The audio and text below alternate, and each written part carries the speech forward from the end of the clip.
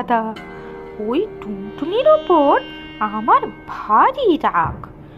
বহু পুরনো শত্রুতা আমাদের, সব সময় আমাকে জব্দ করে। এবারে আর নিস্তার পাবে না।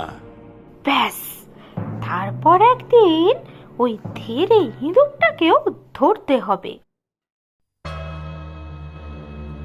দেখতে পেয়েছি ওদের, সেই দুষ্টু বিড়ালিনী আর একটা ধ্বংস শিয়াল এই দিকেই আসছে। নরহরি, এই বড় গাছটার পেছনে লুকিয়ে পড়ো। তাহলে তো বোঝা গেল শিয়ালটা নিশ্চয়ই বদমতলব আছে, না হলে ওই দুষ্টটার সাথে ভাব হয় কি করে? তাই তো মনে হচ্ছে আমাদের লুকিয়ে লুকিয়ে নজর রাখতে হবে।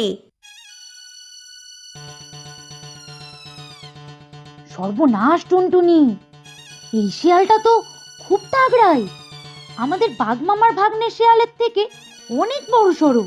কি করে